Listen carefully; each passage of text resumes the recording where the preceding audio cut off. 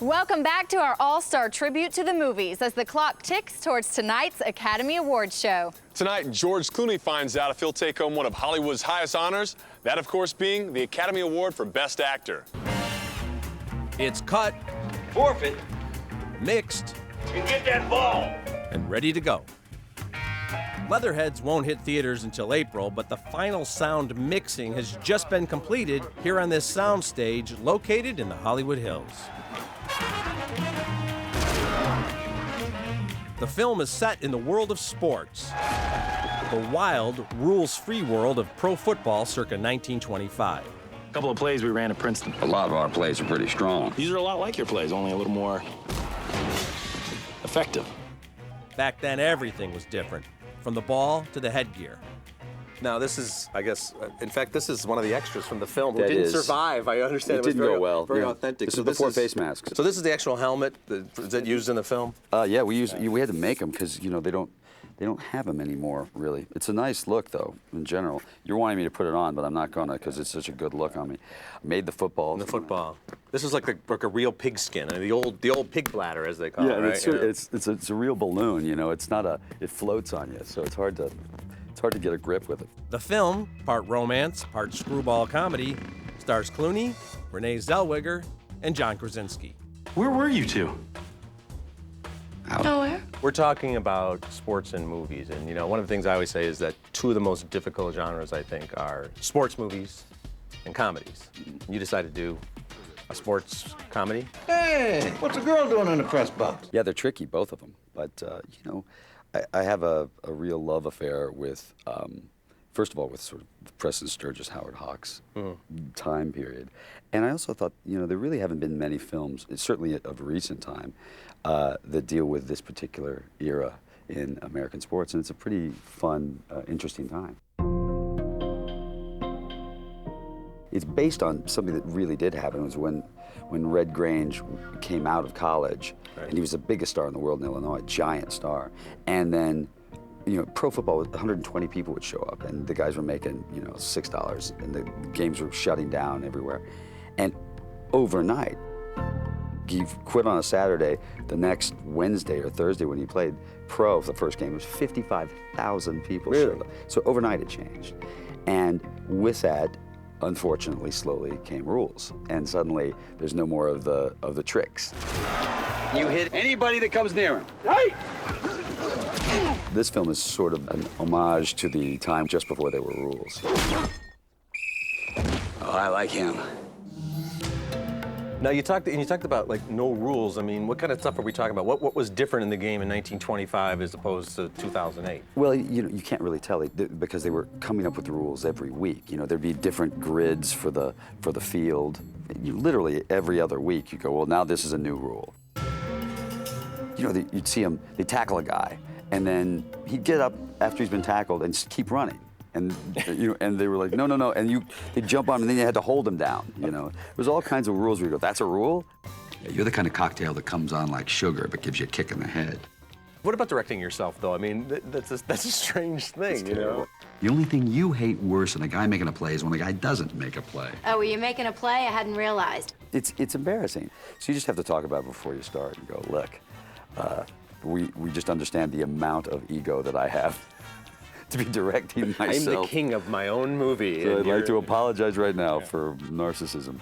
You think you're the slickest operator in Duluth, and maybe you are, but being the slickest operator in Duluth is kind of like being the world's tallest midget, if you ask me. It's too bad we know each other so well. We might have gotten along. Well, I'll live. Alone.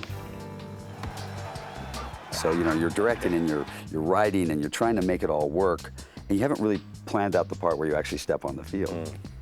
And then the first day out on the field, we ran a play, and some, 22-year-old kid from Clemson, who's not, trying to be nice, but just drops me, And it hurt so bad I couldn't believe it. I stood up and went, okay, don't hit the director. Here's the first rule. We want the movie to continue here. But I tell you, it really, teaches you how quickly or how different, the game is and how old you've gotten. What do you think are the ingredients for a good sports movie, either as a viewer or somebody making a sports movie? What are the key ingredients, the key elements? You have to make it look real. It's a trickier thing on this one because, you know, it's a period piece. So you can't, we're used to seeing football movies now, or sports movies, with everything handheld, like, and everything moving. Yeah, exactly. But you can't shoot a period piece from 1925 with a handheld camera because it takes you out of the period. So what you realize is that it's hard to make it look as dynamic as it does and things we're used to. So you have to sort of reinvent the wheel constantly with it. But it was fun to try and figure it out. How about this for an idea? Carter Rutherford leaves Princeton to play for the Duluth Bulldogs. What? John Krasinski, he's playing, I'm assuming, the kid who comes out of college, kind of the inspired by Red Grange character. Yeah. When you're casting a film like that, when you're looking at people, you have to say, well, do we try to get actors who have athletic ability, or try to find some athletes and teach them how to act? I mean, it's both. I mean, you have to, you know, they have to be athletic. There's no way around it. You know, we're going to be, you know, we don't have the time. You know, we're shooting. There's no way to mess around. So these guys have to know what they're doing. Part of it was to try and find everyone. I'm like 5'11", so the secret was to try and find everybody who's about my height, except for John. John's like 6'3", because you wanted him to really look like a whole generation different. Stay away from my right knee. Watch my left shoulder. Also my right hindquarter. Well, you wouldn't punch me in the back, would you? Let's just go for the face. Dude, just hit me in the face. now you're like most of us.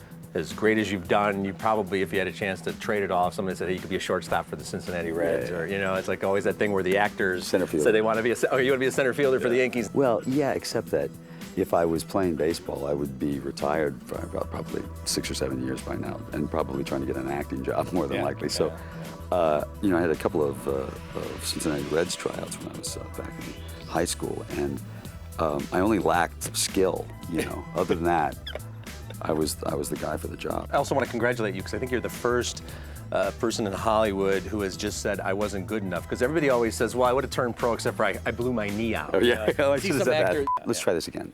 Yeah, I would have been a pro, but I blew my knee out. Yeah, better. Okay, we'll use that instead. Yeah. Well, this, you know, we're going to be airing this on Oscar Sunday. Oh yeah. Oh really? Actually. So, I mean, where do you think you're going to be that day? Well, tell me this: is this before or after the Oscars? Before. Is before the Oscars? Yeah, like that afternoon. Okay, well then let's just go. God, you know, I really hope I win. If it's after, then I can go. Boy, you know, I never liked Daniel Day-Lewis.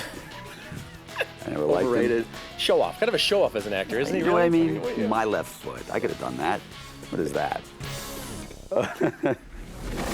George, of course you could, right, Jill? Absolutely. If you're curious, Leatherheads is in theaters in April. The odds makers echo Mr. Clooney's feelings. Daniel Day-Lewis is the favorite. But who should win Best Actor? CelebTV.com's all-star tribute to the movies will be right back.